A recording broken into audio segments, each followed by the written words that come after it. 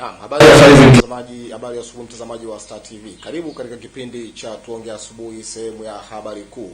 Na kukuendeshea kipindi hiki siku ya leo kutoka hapa mkoani Dodoma utakuwa na mimi Blaya Moses. Na leo hii tunaangalia swala la maadili, kushamiri kwa matukio ya mmomonyoko ama uvunjwaji wa maadili, kwa sababu swala la maadili sasa hivi limekuwa ni tatizo sana. Wengi wamekuwa wakisema labda ni mabadiliko ya sayansi na teknolojia na sababu kadha wa kadha. Na studioni tutakuwa naye nabii ama mchungaji Petro Kayagambe. Karibu mwanzo hadi mwisho wa kipindi. Nabii, karibu sana katika kipindi chetu. Asante sana. Swala la maadili. Sasa hivi serikali inalalamika, viongozi wa dini wanalalamika, jamii inalalamika. Tatizo nini hasa? Kwanza kabisa ni mshukuru Mungu na ni shukuru Star TV pamoja na mkurugenzi wa Star TV na uongozi wote kwa kuniheshimu na kunijali kuweza kufika hapa ili kuchangia. Nimeona Star TV inatambua umuhimu wa viongozi wa dini. Ningeona kuwa ingekuwa ni television ya kuigwa kwa mfano. Hii imenipa furaha zaidi kuliko kitu kingine chochote. Lakini nimshukuru pia rais wetu na serikali yetu kwa sababu bado tunao uhuru wa kuzungumza juu ya mambo mbalimbali yanayoihusu nchi yetu ama taifa letu. Namshukuru Mungu kwa yote ambayo ameyafanya katika nchi yetu, na mpaka sasa ninaona suala la maadili ni kitu ambacho hakijawa shida sana. Tunamshukuru Mungu tofauti na nchi nyingine zinazoendelea mpaka sasa. Lakini umeniuliza swali zuri. Ninafahamu nini kuhusu maadili na sasa kumekuwa kuna kelele sana juu ya swala la maadili. Cha kwanza kabisa, ndugu mtangazaji, tunapozungumzia maadili ni utaratibu fulani ambao upo katika kulinda jamii isiweze kuharibika. Ni utaratibu fulani katika kuilinda jamii au watu wa jamii fulani, taifa fulani isiharibike. Sasa kelele zimekuwa nyingi kuhusu swala hili. Kwa hiyo kwa ninachokijua kwa undani zaidi, maadili ni kulinda utamaduni fulani au hulka fulani ya watu au tabia fulani ya taifa fulani isiweze kuleta uharibifu juu ya jamii ile. Lakini sasa hivi kumekuwa na kelele nyingi sana kuhusiana na swala la uvunjaji wa maadili. Kelele zimekuwa nyingi na lawama zaidi zimekuja kwetu sisi watumishi wa Mungu. Zinakuja hata kwenye serikali husika, lakini kelele hizi zimekuwa nyingi. Kweli zimekuwa nyingi kwa sababu utaratibu umeharibika. Labda nizungumze kitu kimoja, ndugu mtangazaji. Utaratibu umezungumzwa hata kwenye vitabu vya dini. Hata kwenye maandiko imezungumzwa. Ukiangalia pia katika Wakorinto wa kwanza sura 14 mstari wa 40 inazungumza mambo yote na yatendeke kwa uzuri na kwa utaratibu. Sasa utaratibu haupo, umekuwa umepotea kabisa. Hakuna utaratibu wowote. Dini zinajaribu kutowekea utaratibu, au tuseme dini zimeweka utaratibu. Iwe dini ya Kikristo, ya Kiislamu, hata na dini ambazo hazitambui kama kuna Mungu, lakini kuna utaratibu umewekwa ili watu waufuate, waende kwa uzuri na kwa ustaarabu. Lakini sasa sisi wenyewe viongozi wa dini tumekuwa tunaharibu utaratibu na tunajisahau. Tunakuwa tuna matumizi mabaya ya imani.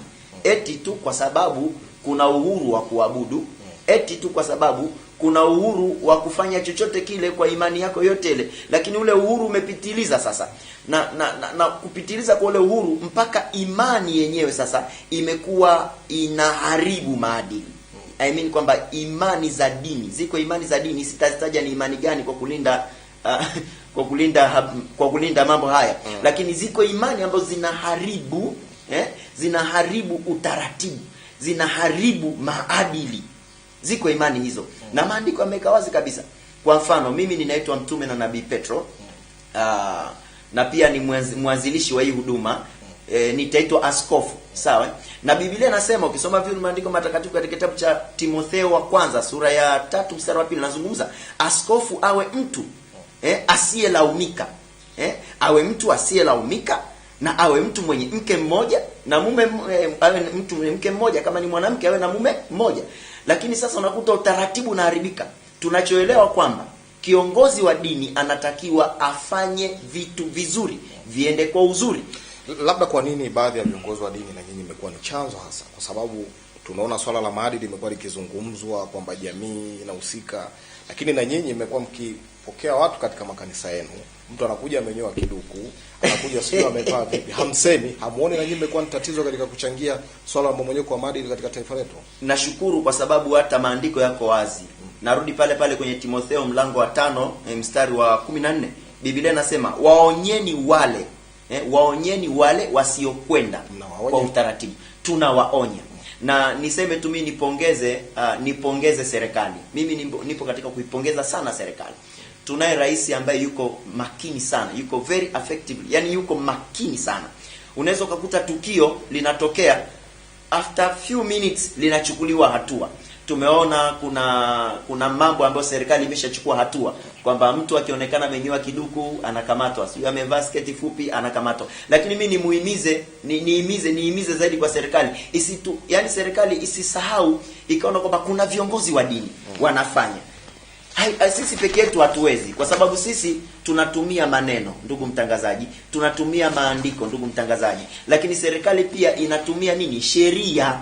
Inatumia sheria ili kuweza kudhibiti ya mambo. Mimi naona sheria tu ziendelee kuwakamata watu wa namna hii, ziendelee kudhibiti namna hii. Tuna jeshi la polisi linafanya vizuri sana. Na tuna wanasheria wa nchi wanafanya vizuri sana nafikiri. Lakini nabii, pamoja na kwamba sheria zipo ambazo zinazungumzia swala zima la maadili, umemsikia hata Mheshimiwa Rais naye akishangazwa na usimamizi wa sheria hizo na watu ambao wamepewa mamlaka ya kusimamia sheria hiyo. Tunaenda wapi katika hili? Mimi niseme kwamba Mungu ametushushia mtu, au tuseme Mungu ametupa kiongozi aliyetuboost, kwa sababu mimi ninamsifu rais wetu John Pombe Magufuli. Amekuwa ni mtu mwenye ujasiri fulani, haogopi kitu, na ni kitu ambacho katika taifa letu ni kama mshangao fulani. Ni kama tumepata rais aliyetushangaza kutokana na yale mambo ambayo yamesahaulika, yeye kuingilia kati. Sio kitu cha kawaida.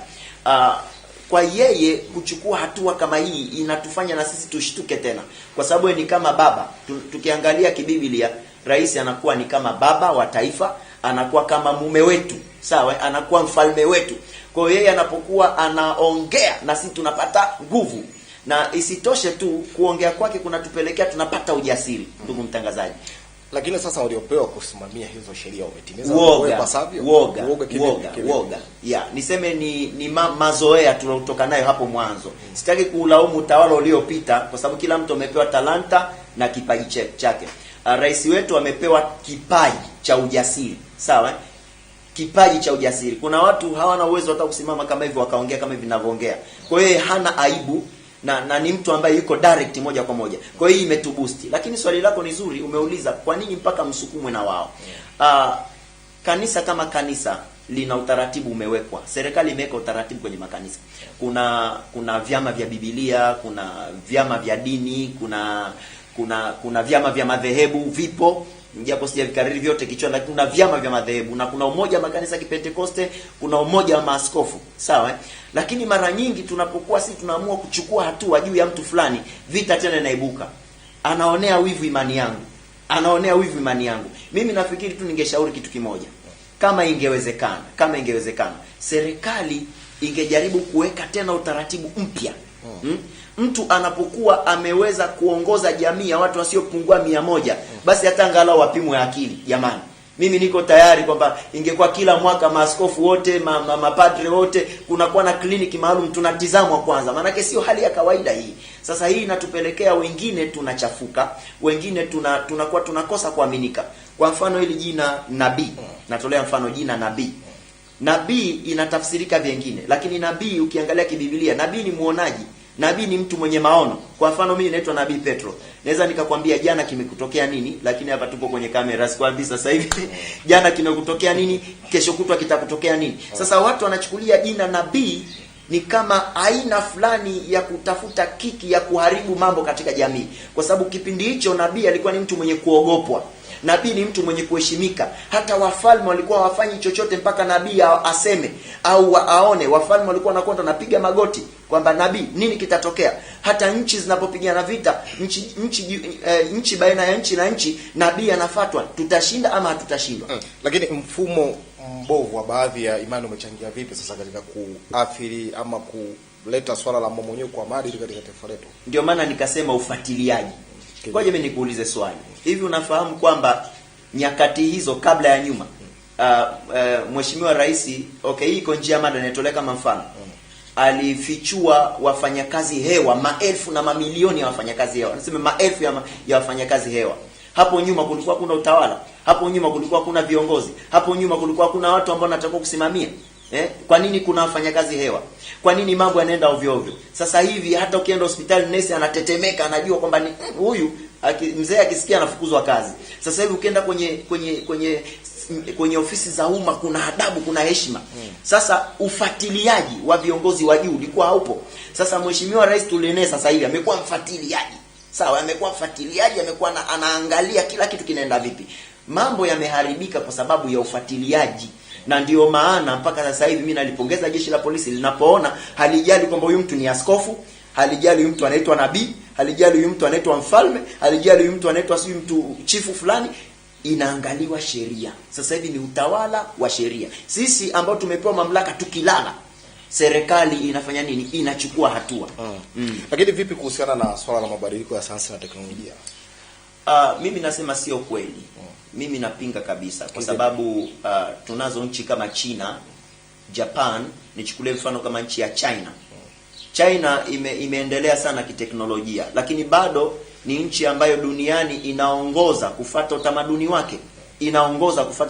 wake. Japan na nchi nyingine za Asia ni nchi ambazo pia zimeendelea kiteknolojia, lakini bado zinafuata utamaduni wake. Ukuti mtu anakaa kwenye meza anakula, wanakunja miguu wanakula, wanatumia vile vijiti wanakula.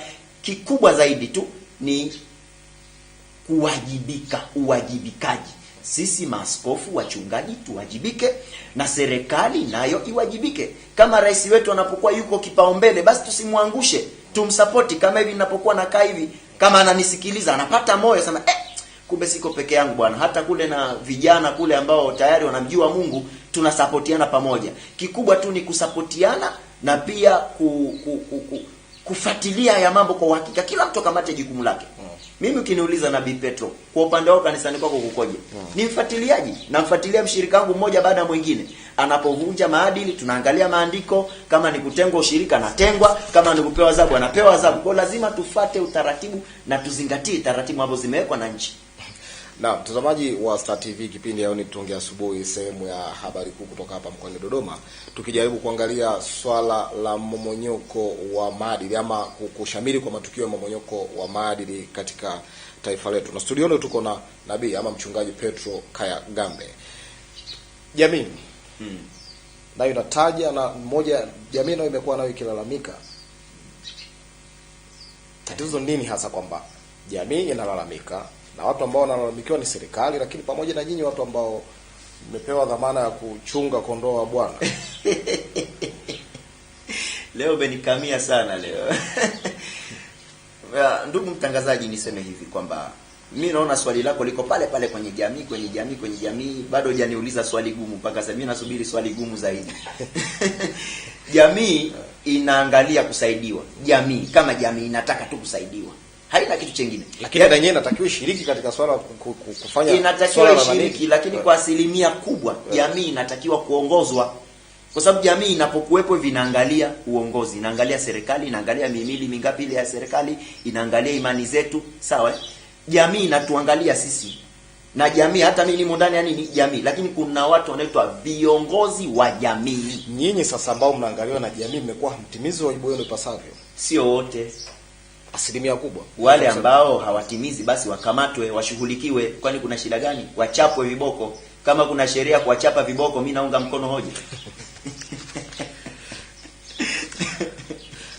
Kwa hiyo sasa serikali nini sasa kifanyike ili tuweze kurudi katika mstari ambao unatakiwa? Mimi ni shauri kwa upande wa serikali.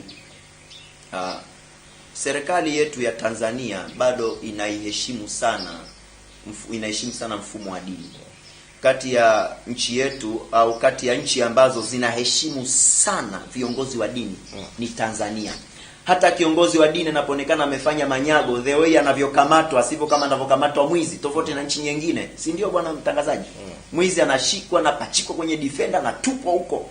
Lakini mchungaji, padre, katekista nani anapofanya kosa, kuna namna fulani hivi jinsi anavyoendewa. Kwa hiyo bado ninaiona serikali inatuheshimu sana sisi viongozi wa dini. Kwa maoni yangu, mimi nafikiri serikali ingetengeneza mfumo wa kuwa seminista au kuwa seminist viongozi wa dini. Viongozi wa dini hatujajitosheleza bado. Tunahitaji pia tupate mafunzo zaidi. Acha haya mafunzo ya kiroho. Viongozi wa dini watakuwa wajue sheria za nchi. Viongozi wa dini wengine wajue hata maadili ni kitu gani. Mtu tu anaona Roho Mtakatifu kanishukia, rata papa shangara baba, ananena kwa lugha, sijui malaika kamtokea, hajui maadili ni kitu gani. Kwa hebu na wao pia, hata kama tunajua, lakini kuwe na mfumo special. Hawa viongozi wakubwa, maaskofu, kuwepo na mfumo wa serikali kuwaelimisha. Kwa mfano kama walimu, mbona wanachukuliwa walimu wanaelimishwa? Kwa nini waelimishwe na daktari wameshakuwa walimu? Madaktari wanaelimishwa. Kuwepo basi na mfumo wa viongozi wa dini hata mara 2 kwa mwaka, mara 3. Lakini huu mfumo upo. Tumeona baadhi ya mikoa viongozi wa dini wakipewa elimu kuhusiana na wao kwa wao. Nakuta kiongozi wa dini analetwa kiongozi wa dini, lakini haletwi mwanasheria. Awepo mwanasheria mkuu wa serikali, kuwepo na makongamano makubwa dini. Na vile vile serikali sibague vile vile. Unakuta inawaangalia tu wale maaskofu, watu wenye makanisa makubwa. Au inaangalia tu wale makanisa ambayo yamesajiliwa. Nikwambie kuna kitu kimoja ndugu mtangazaji. Kuna makanisa hayajasajiliwa lakini anafanya vizuri sana.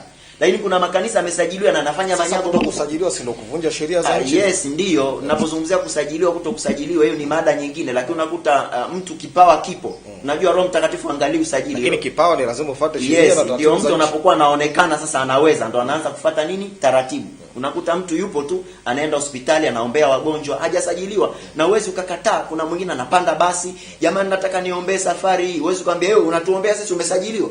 Kwa sababu sisi wa Tanzania tunapenda kuombewa, tunapenda dua. Lakini huyo tofauti na yule ambaye anaita watu kwenye mkusanyiko. Ndio nilikuwa na kuwekea huo mtego ili uingie. Na ndio maana nasema hivi, serikali inapoanzisha vitu kama hivi isiangalie tu makanisani. Kila mtu anayeonekana ana kipawa, hata kama hana kanisa, lakini tunamfahamu fulani ana kipawa, anasaidia. Nikwambie kitu kimoja, juzi nilienda hapa Majengo sokoni, nikamkuta kijana amekaa juu ya jukwaa. Simjui, amekaa juu ya jukwaa anaanza kuongea. Mimi ni mtu fulani, Mungu ameniambia tu nielimishe watu. Kwa nini mnagombana? Tupendane, tufanye nini? Yaani akawa anahimiza amani. Ni kijana amevaa rafu tu, lakini anahubiri, anahimiza nini? Amani. Anaulizwa maswali. Kijana una kanisa? Sina kanisa. Mimi nimejitolea tu, ninataka kufundisha. Muwe hivi, mutii sheria za nchi, imeandikwa, mamlaka zilizowekwa na mwanadamu zimewekwa na Mungu, tuheshimu viongozi. Baadaye mimi nikamuuliza, alipoteremka kwenye jukwaa nikamuuliza, wewe uko wapi? Wewe unasali wapi? Hapana mtumishi, mimi sina kanisa. Nasimama tu hivi nazungumza vizuri. Sasa huoni kama ni hatari? Ninayo yafanya yanaonekana ni mazuri. Kwani nafanya baya? Lakini sasa kijana kama yule hana kanisa. Anazungumza vizuri tu. Sasa anapoonekana yule akipata elimu vizuri, anaweza kutumika vizuri. Kwa mfano wewe ukimwona mtoto wako anaanza kuchezea makopo, mara anatengeneza ndege, utamwambia wewe usitengeneze ile kopo, bado hujasoma. Lakini si ndo wazazi wa siku hizo wali. Wanachapwa, anaumizwa. Kwa nini unaharibu? Unakata ndala, unakata kanabili, mtoto amevunja fagio anapigwa. Lakini nabii, vipi kuhusiana na swala la maadili kuingizwa kwenye mitaala yetu? Hili litachangia kwa kiasi gani watu kwenda na kasi ambayo ya usimamiaji wa maadili inavyotakiwa, hasa kama tulivyokuwa huko nyuma? Kwa sababu huko mchakato unaendelea wa masuala ya katiba. Mimi nafikiri serikali inapoamua kutengeneza katiba mpya ama itakapojiandaa kuipitisha katiba mpya, wasisahau hili jambo kwamba suala la maadili lichukua asilimia kubwa, kwamba tujulikane kabisa Watanzania maadili. Limo kwenye mapendekezo ya katiba. Limo, lakini liwe na nguvu zaidi. Tujulikane, vazi la Tanzania lijulikane, taratibu zetu tuishi vipi, tufanye vipi, pasipo kuathiri makabila au taratibu za watu wengine katika jamii yetu ya Kitanzania. Lakini kwa nini jamii imekuwa ikilalamika wakati watoto wanatokea kwenye nyumba ya baba na mama, walezi na kadhalika?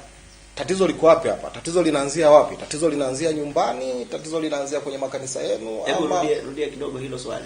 Nasema kwamba jamii inalalamika ama wazazi wamekuwa kilalamika swala la maadili pamoja na sheria zilizopo. Lakini mtu ambaye anazungumzwa, tunaweza tukasema labda tuanze kwa vijana wadogo ambao wanaenda kinyume na maadili na utaratibu wa Mtanzania, wanatokea kwenye nyumba za baba na mama kabisa. Mambo mengi huwa yanaanza kwenye nyumba, sio kanisani. Mambo yanaanza kwenye manyumba. Sasa hivi ndio hiyo point ambayo tumezungumzia hapa kuhusu maadili. Sasa hivi ndani ya familia zetu sisi za Kitanzania tunajaribu kuiga mambo ya magharibi. Kwa hiyo tunapoiga mambo ya magharibi unakuta mtoto anavaa kichupi, mama kakaa pale. Kwa hiyo unakuta wamezoea. Kwa hiyo tunarudi pale pale sasa kwenye mabadiliko ya sayansi na teknolojia ambao ulikataa mwanzo. Ni kweli. Lakini sasa nilichozungumza ni kwamba utaratibu kushikilia, yani ninapozungumzia kwamba kila mtu ashike hatamu yake. Ni kweli sayansi na teknolojia sipingi totally isipokuwa pakiwa na udhibiti wa hali wa juu kabisa. Sayansi na teknolojia itatuathiri ikiwa na udhibiti wa hali ya juu. Kwa hiyo tunapoona kwamba mtoto anavunja maadili, asionywe tu na baba yake na mama yake aliyemzaa. Akionekana hata huko nje jirani ahusike. Na yule mzazi anaporeact, sheria ifuatwe. Kwa nini una react na tumeona mtoto anavuta sigara? Tumeona mtoto anavuta bangi, tumeona mtoto amevaa kichupi mtaani. Kwa hiyo wazazi, iwepo sheria ya kumlinda jirani au mtu wa pembeni atakapokuwa anamcrush ama anamtreat yule mtoto ama mtu ambaye yuko pembeni. Ndugu mtangazaji, viongozi sasa wa dini mna nafasi gani sasa katika kufanya jamii yetu inaendelea kuwa na maadili ambayo yanatakiwa? Mimi naona kwa upande wa dini kuna nafasi kubwa sana kubwa, tena kuliko hata kwenye serikali. Kwa sababu sisi viongozi wa dini masaa yote tuko na jamii tofauti na serikali. Masaa yote tuko na jamii. Kwa hiyo sisi kikubwa zaidi ni kuongezewa meno. Nikisema kuongezewa meno nafikiri unaelewa. Yaani tuzidi kuongezewa meno viongozi wa dini, tuzidi kuaminika na tuzidi kutumiwa na serikali. Yaani sisi tuwe kama chambo au chombo cha kuweza kuisaidia zaidi jamii. Nafikiri hiyo itakuwa ni vizuri zaidi. Lakini vipi dhana hasa ya kutokujua maana ya karama na vipawa? Swali zuri hii sana. Inachangia vipi katika swala zima la mmomonyoko wa maadili? Karama na vipawa katika maadili ni kitu cha msingi sana. Tukiingia kwenye upande wa dini, kuna vipawa na kuna karama. Na tunapozungumzia vipawa ni vile vitu ambavyo mtu anaweza kuvifanya. Kuna nabii, kuna mtume, kuna mchungaji, kuna mwinjilisti, na kadhalika. Sasa vipawa tunashindwa kuvielewa vizuri. Unakuta mtu anaweza tu akajiita mimi ni nabii, lakini hajui nini maana nini nabii. Sasa anapoonekana kwenye jamii na jamii najua nabii ni nani. Sawa, inapojua nabii ni nani, alafu inamkuta mtu anajiita nabii, alafu anakwenda kinyume na zile taratibu, pale unakuta sisi tunakosa nguvu ya kutumika kisawasawa. Kwa sababu tunadharaulika. Lakini hii inamaanisha kwamba watu watambue kwamba nabii ni nani, mwinjilisti ni nani, mchungaji ni nani. Lakini nabii ni mtu anayeona, mtume ni mtu anayepeleka message, mwinjilisti ni mtu anayeinjilisha, anayeinjilishisha, tuseme kama hivyo. Sawa? Na unapozungumza mchungaji ni mtu anayechunga. Kwa hiyo wachungaji mara nyingi ndo wanakaa zaidi na makundi. Kwa hiyo tunatakiwa jamii ijue kwamba mchungaji ni mtu wa namna gani, anatakiwa kufanya nini, na unamheshimu vipi, na unakaa naye vipi. Kwa pia hizi karama zitumike. Wale watu wenye kipawa cha kuongea watumike zaidi kufanya nini? Kuielimisha jamii. Lakini sasa hii inahusiana vipi na masuala ya maadili? Inahusiana kwa sababu ndo kama unavyoona mtu anaitwa nabii, anapoitwa nabii anavunja utaratibu kama anapoitwa nabii. Kwa sababu ngoja nikwambie kitu kimoja mtangazaji. Ibada ni nini? Ibada ni kuabudu. Sababu neno ibada linatoka neno abudu. Sawa? Kwa katika makanisa au katika misikiti tunaposema tunafanya ibada, maana yake tunapata nafasi ya kuongea na Mungu wetu. Sasa unawezaje kuongea na Mungu? Gonga moja. Haya, Mungu na anaweza tumia tano. Sasa mwingine anasema anaongea na Mungu, anaingia ndani yuko uchi. Anaongea na Mungu yuko uchi. Anaongea na Mungu, mtu huyo anaongea na simu. Wewe unaweza let's say tuseme kuna kiongozi mkubwa hapa, unaweza ukaongea naye huko unatafuna bigiji. Inawezekana? Sasa ndio maana nikasema inaingiliana na maadili. Umenielewa vizuri? Tunapoona kwenye makanisa kuna vitu vya ajabu inafanyika, serikali siangalie lile ni kanisa, tuache kama walivyo. Hamna. Labda mwisho sasa. Jamii, wazazi na serikali. Nini kifanyike sasa? Jamii, wazazi na serikali, kwa maana ambao na nyinyi viongozi wa dini, ili tuweze kwenda katika mstari ambao unatakiwa. Kikubwa zaidi ndugu mtangazaji ni sheria. Sheria ifuate mkondo wake. Na sheria isimuonee mtu huruma. Hata mimi ambaye nazungumza hapa nisihurumiwe. sheria isimhurumie mtu, kwa sababu sote tunaongozwa na sheria ya nchi, sote tunaongozwa na muhimili wa sheria ya nchi, na hata makanisani pia zimo sheria. Sawa. Tunakushukuru sana nabii. Wewe umesajiliwa ama maana tusije tukatoka hapa tukaondoka na wewe? Hakuna shida yoyote. Haina shida. Nafahamika vizuri. Basi tunakushukuru sana. Asante Mungu. Asante sana. Na mtazamaji wa Star TV, kipindi hewani kilikuwa ni Tuongea Asubuhi, sehemu ya habari kuu kutoka hapa mkoani Dodoma. Ulikuwa na mimi Brian Moses, tukijaribu kuangalia swala la mmomonyoko wa maadili na wa matukio ya mmomonyoko